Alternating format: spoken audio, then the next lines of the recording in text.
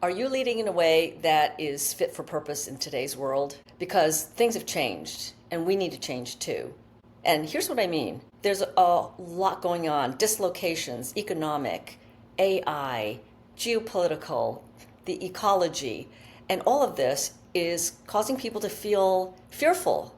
We feel like we can't control things anymore. And that's why everyone's seeking things like human connection, community, meaning, and finding a way to figure out what's real and what's not. And one of my mentors, Ryan Levesque, talks about this in terms of his return to real observation.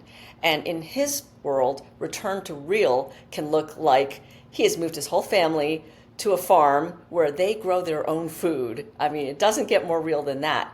And in the leadership and career success frame, then I think this return to real is related to a return to trust. Because when we're all in fear mode, it's hard to think. It's hard to feel like we can really affect change. But we have so much more influence than we think we do.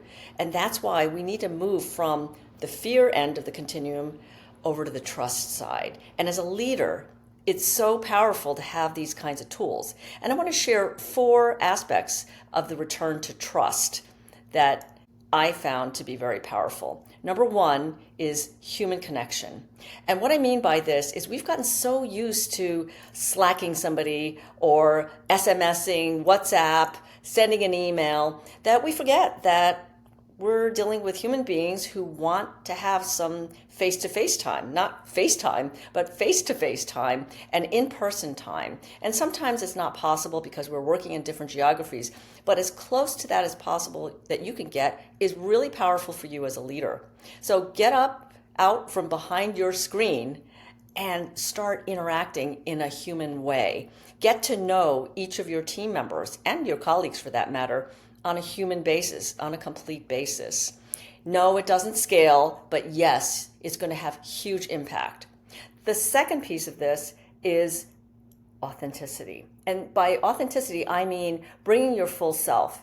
So you remember I was talking just now about getting to know people. Well, they need to get to know you as a whole person. We're not in that show Severance where we've got our work self and our home self. We are a combined whole, a holistic unit as a person, as a human being. So bring your whole self and also own it when you make a mistake. I can't tell you how powerful this is.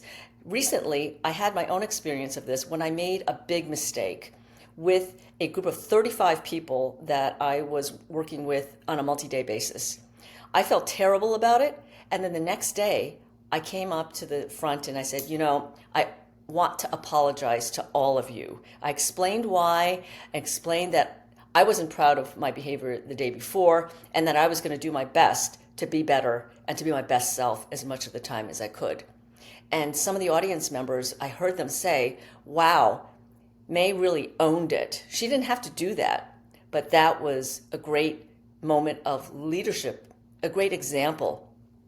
I wish my supervisor would do that. So if you're a manager, think about it. What can you own in terms of any mistakes you've made? Because everybody's seen you make those mistakes and you can't hide. It's not like we were toddlers, you cover your eyes and you think nobody else can see you. They all see it. So own it. It's so trust building.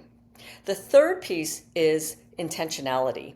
And what this means is being purposeful about what you do, not just rushing to get things done or check things off the list and just being like the hamster on a hamster wheel, but pausing, stepping back, reflecting, and making intentional choices on how you're going to proceed.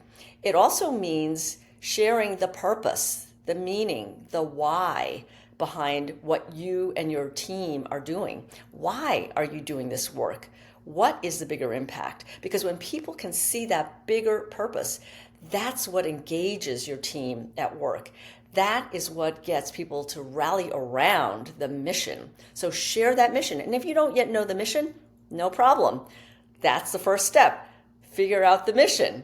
And you can even do that with your team possibly. Which brings me to the fourth piece, which is psychological safety.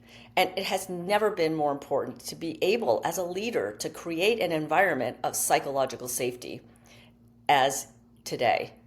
Because there's so much stress, so much fear, and people tend to hunker down and go into protection mode.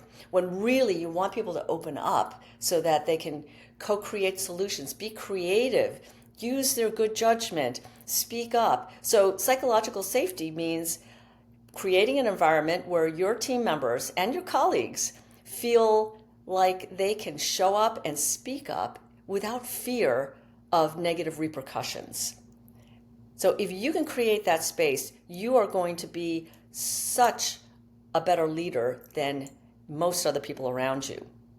So think about your leadership. Is it fit for purpose in today's world? How are you bringing about the return to trust? I talk about being a great leader for your team in my upcoming book, Visible. And I would love for you to have a copy of it, to read it. So put yourself on the wait list so that you can get notified the day it comes out, which is October 16th, and you will enjoy special pricing on that first day, as well as book bonuses that I think you're going to love. So put yourself on the wait list, click on the link, or go to thevisiblebook.com. I can't wait to get the book in your hands. And now, think about which of these 4 parts of the return to trust are you going to lean into? Is it human connection? Is it authenticity, intentionality, or psychological safety? Leave a comment and let me know. I'd love to hear from you.